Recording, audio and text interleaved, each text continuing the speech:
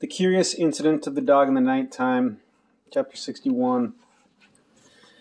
Mrs. Forbes at school said that when Mother died she'd gone to heaven. That was because Mrs. Forbes is very old and she believes in heaven. And she wears tracksuit trousers because she says that they are more comfortable than normal trousers. And one of her legs is very slightly shorter than the other one because of an accident on a motorbike. But when Mother died she didn't go to heaven because heaven doesn't exist. Mrs. Peters' husband is a vicar called the Reverend Peters. He comes to our school sometimes to talk to us, and I asked him where heaven was, and he said, it's not in our universe. It's another kind of place altogether. The Reverend Peters makes a funny ticking noise with his tongue sometimes when he's thinking, and he smokes cigarettes, and you can smell them on his breath, and I don't like this. I said that there wasn't anything outside the universe, and there wasn't another kind of place altogether. Except there might be if you went through a black hole, but a black hole is what is called a singularity, which means it is impossible to find out what is on the other side because the gravity of a black hole is so big that even electromagnetic waves like light can't get out of it. And electromagnetic waves are how we get information about things which are far away. And if heaven was on the other side of a black hole, dead people would have to be fired into space on rockets to get there, and they aren't, or people would notice. I think people believe in heaven because they don't like the idea of dying, because they want to carry on living, and they don't like the idea that other people will move into their house and put their things into the rubbish. The Reverend Peter said, well, when I say that heaven is outside the universe, it's really just a manner of speaking. I suppose what it really means is that they are with God. And I replied, but where is God? The Reverend Peter said that we should talk about this on another day when he had more time. What actually happens when you die is that your brain stops working and your body rots, like Rabbit did when he died and we buried him in the earth at the bottom of the garden. All his molecules were broken down into other molecules, and they went into the earth and were eaten by worms and went into the plants. And if we go and dig in the same place in 10 years, there will be nothing except a skeleton left. In 1,000 years, even a skeleton will be gone. But that is all right, because he is a part of the flowers and the apple tree and the hawthorn bush now. When people die, they are sometimes put into coffins, which means that they don't mix with the earth for a very long time until the wood of the coffin rots. My mother was cremated. This means that she was put into a coffin and burned and ground up and turned into ash and smoke. I do not know what happens to the ash, and I couldn't ask at the crematorium because I didn't go to the funeral. But the smoke goes out of the chimney and into the air, and sometimes I look up in the sky and I think there are molecules of Mother up there, or in clouds over Africa, or the Antarctic, or coming down as rain in the rainforest in Brazil, or in snow somewhere. Chapter 67. The next day was Saturday, and there's not much to do on a Saturday unless Father takes me out somewhere on an outing to the boating lake or to the garden center.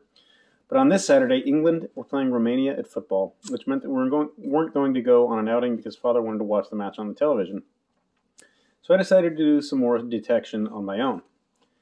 I decided that I would go and ask some of the other people who lived in our street if they had seen anyone killing Wellington, or whether they had seen anything strange happening in the street on Thursday night.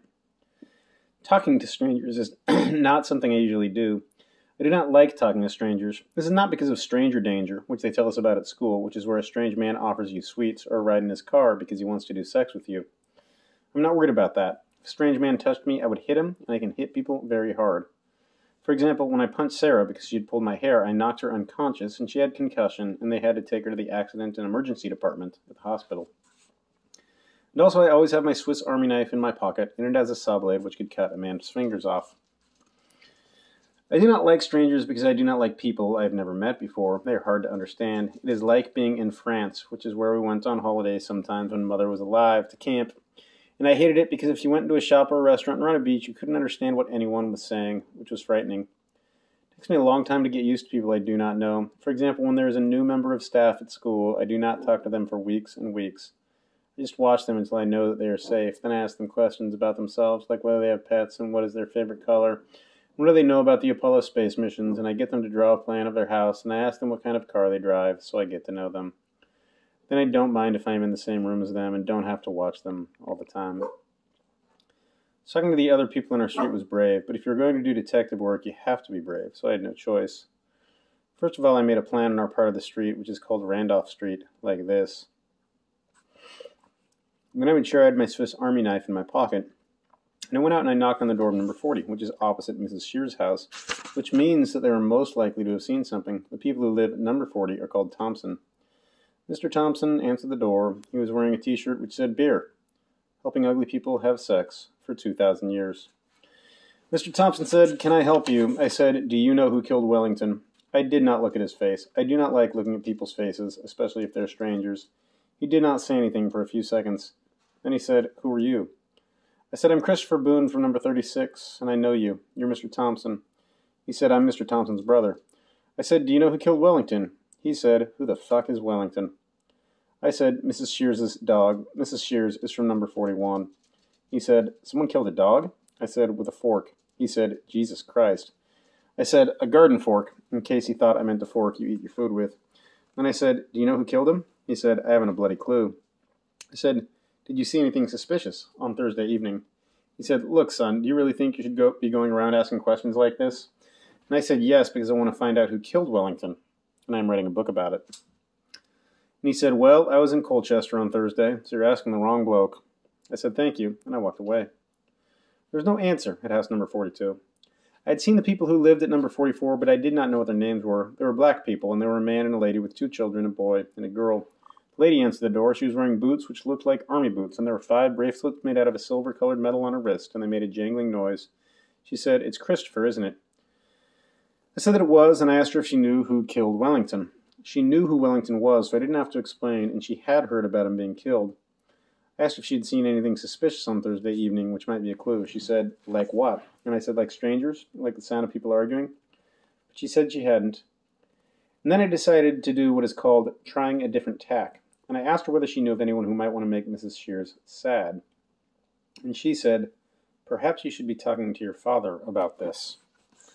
And I explained that I couldn't ask my father because the investigation was a secret because he had told me to stay out of other people's business. She said, "Well, maybe he has a point, Christopher." And I said, "So you don't know anything which might be a clue?" And she said, "No."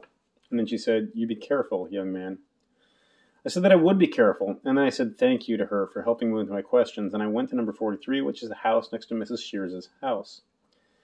The people who live at number 43 are Mr. Wise and Mr. Wise's mother, who is in a wheelchair, which is why he lives with her, so we can take her to the shops and drive her around. It was Mr. Wise who answered the door. He smelled a body odor and old biscuits and off popcorn, which is what you smell if you haven't washed for a very long time, like Jason at school smells, because his family is poor. I asked Mr. Wise if he knew who had killed Wellington on Thursday night. He said, "Bloody hell, policemen really are getting younger, aren't they?" Then he laughed. I do not like people laughing at me, so I turned and walked away. I did not knock at the door of number 38, which is the house next to our house, because the people there take drugs, and Father says that I should never talk to them, so I don't. And they play loud music at night, and they make me scared sometimes when I see them in the street, and it is not really their house. Then I noticed that the old lady who lives at number 39, which is on the other side of Mrs. Shears's house, was in her front garden cutting her hedge with an electric hedge trimmer. Her name is Mrs. Alexander. She has a dog. It is a dachshund, so she was probably a good person because she liked dogs. The dog wasn't in the garden with her. It was inside the house. Mrs. Alexander was wearing jeans and training shoes, which old people don't normally wear, and there was mud on the jeans, and the trainers were New Balance trainers, and the laces were red. I went up to Mrs. Alexander and said, "Do you know anything about Wellington being killed?" Then she turned the electric hedge trimmer off and said, "I'm afraid you're going to have to say that again. I'm a little deaf." I said, "Do you know anything about Wellington being killed?" And she said, "I heard about it yesterday. Dreadful, dreadful." I said, "Do you know who killed him?" And she said, "No, I don't." I replied, "Somebody must know the person who killed Wellington." I replied, "Somebody must know because the person who killed Wellington knows that they killed Wellington. Unless they were a mad person and didn't know what they were doing, or unless they had amnesia." And she said, "Well, I suppose you're probably right." I said, "Thank you for helping me with my investigation." And she said, "You're Christopher, aren't you?" I said, "Yes, I live at number 36. And she said, "We haven't talked before, have we?" I said, "No, I don't like talking to strangers, but I'm doing detective work." And she said, "I see you every day, going to school." I didn't reply to this. And she said, "It's very nice of you to come and say hello."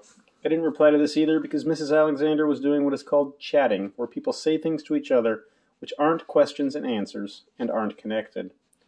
Then she said, "Even if it's only because you're doing detective work." And I said, "Thank you," again. And I was about to turn and walk away when she said, "I have a grandson your age." I tried to do chatting by saying, "My age is 15 years and 3 months and 3 days." And she said, "Well, almost your age." Then we said nothing for a little while until she said, "You don't have a dog, do you?" And I said, "No." She said, "You'd probably like a dog, wouldn't you?" And I said, "I have a rat." And she said, "A rat?" And I said, "He's called Toby." And she said, "Oh." And I said, "Most people don't like rats because they think they carry diseases like bubonic plague, but that's only because they lived in sewers and stowed away on ships coming from foreign countries where there were strange diseases. But rats are very clean. Toby is always washing himself, and you don't have to take him out for walks. I just let him run around my room so that he gets some exercise. Sometimes he sits on my shoulder or hides in my sleeve like it's a burrow, but rats don't live in burrows in nature. Ms. Alexander said, "Do you want to come in for tea?" And I said, "I don't go into other people's houses." And she said, "Well, maybe I could bring some out here. Do you like lemon squash?" I replied, "I only like orange squash." And she said, "Luckily I have some of that as well. And what about Battenberg?" And I said, "I don't know because I don't know what Battenberg is." She said, "It's a kind of cake. It has 4 pink and yellow squares in the middle.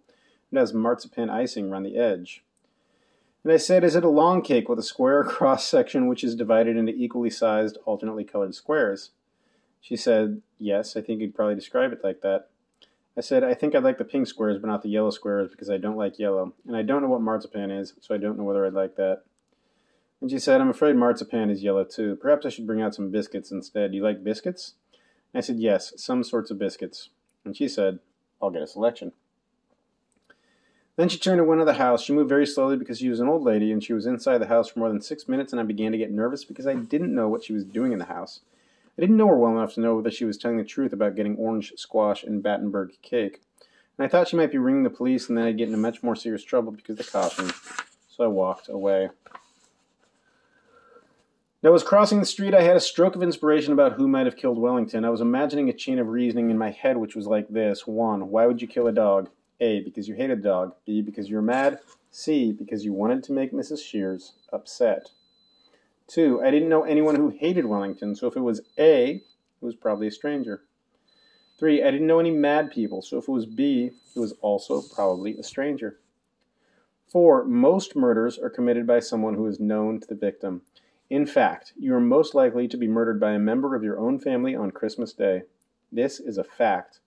Wellington was therefore most likely to have been killed by someone known to him. 5. If it was C, I only knew one person who didn't like Mrs. Shears, and that was Mr. Shears, who knew Wellington very well indeed. This meant that Mr. Shears was my prime suspect. Mr. Shears used to be married to Mrs. Shears, and they lived together until 2 years ago. Then Mr. Shears left and didn't come back. This is why Mrs. Shears came over and did lots of cooking for us after Mother died, because she didn't have to cook for Mr. Shears anymore. She didn't have to stay at home and be his wife. Also, Father said that she needed company and didn't want to be on her own. Sometimes Mrs. Shears stayed overnight at our house, and I liked it when she did because she made things tidy. And she arranged the jars and pans and tins in order of their height on the shelves in the kitchen. She always made their labels face outward, and she put the knives and forks and spoons in the correct compartments in the cutlery drawer. But she smoked cigarettes, and she said lots of things I didn't understand, e.g., "I'm going to hit the hay," and "It's brass monkeys out there," and "Let's rustle up some tucker." They didn't like when she said things like that, because I didn't know what she meant. And I don't know why Mr. Shears left Mrs. Shears, because nobody told me. But when you get married, it's because you want to live together and have children. If you get married in a church, you have to promise that you will stay together until death do us part. And if you don't want to live together, you have to get divorced, and this is because one of you has done sex with somebody else, or because you're having arguments and you hate each other and you don't want to live in the same house anymore and have children. And Mr. Shears didn't want to live in the same house as Mrs. Shears anymore, so he probably hated her, and he might have come back and killed her dog to make her sad. I decided to try to find out more about Mr. Shears. Chapter 71. All the other children in my school are stupid. Except I'm not meant to call them stupid, even though this is what they are.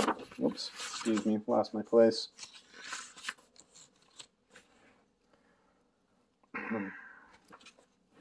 Starting chapter 71 again. All the other children at my school are stupid. Except I'm not meant to call them stupid, even though this is what they are. I'm meant to say that they have learning difficulties or that they have special needs, but this is stupid because everyone has learning difficulties, because learning to speak French or understanding relativity is difficult, and everyone has special needs, like Father, who has to carry a little packet of artificial sweetening tablets around with him to put in his coffee to stop him from getting fat, or Mrs. Peters, who wears a beige-colored hearing aid, or Shaban, who has glasses so thick that they give you a headache if you borrow them, and none of these people are special needs, even if they have special needs. But Shaban said we have to use those words because people used to call children like the children at school spaz and crip and mong, which were nasty words. That is stupid too, because sometimes the children from the school down the road see us in the street when we're getting off the bus and they shout, "Special needs, special needs." But I don't take any notice because I don't listen to what other people say, and only sticks and stones can break my bones, and I have my Swiss Army knife if they hit me. If If I kill them, it will be self-defense, and I won't go to prison. I'm going to prove that I'm not stupid. Next month I'm going to take my A-level in maths, and I'm going to get an A grade. No one has ever taken an A-level at our school before, and the headmistress, Miss Gascoigne, didn't want me to take it at first. She said they didn't have the facilities to let us sit A-levels, but Father had an argument with Mrs. Gascoigne, and he got really cross. Mrs. Gascoigne said they didn't want to treat me differently from everyone else in the school because then everyone would be treated differently, and it would set a precedent, and I could always do my A-levels later, at 18. I was sitting in Mrs. Gascoigne's office with Father when she said these things, and Father said, Christopher is getting a crap enough deal already, don't you think, without you shitting on him from a great height as well? Jesus, this is the one thing he is really good at. Then Mrs. Gascoigne said that she and Father should talk about this at some later point on their own. Father asked her whether she wanted to say things she was embarrassed to say in front of me, and she said no. So he said, say them now, then. And she said that if I sat an A-level, I would have to have a member of staff looking after me on my own in a separate room. Father said he would pay someone £50 to do it after school, and he wasn't going to take no for an answer. And she said she'd go away and think about it. Next week, she rang Father at home and told him that I could take the A-level, and the Reverend Peters would be what is called the invigilator. And after I've taken A-level maths, I'm going to take A-level further maths and physics, and then I can go to university. There's not a university in our town, which is Swindon, because it is a small place. So I have to move to another town where there is a university because I don't want to live on my own or in a house with other students. But that will be all right because Father wants to move to a different town as well. He sometimes says things like, we've got to get out of this town, kiddo, and sometimes he says, Swindon is the arsehole of the world. Then, when I've got a degree in maths or maths and physics, I will be able to get a job and earn lots of money, and I will be able to pay someone who can look after me and cook my meals and wash my clothes, or I will get a lady to marry me and be my wife, and she can look after me so I can have company and not be on my own.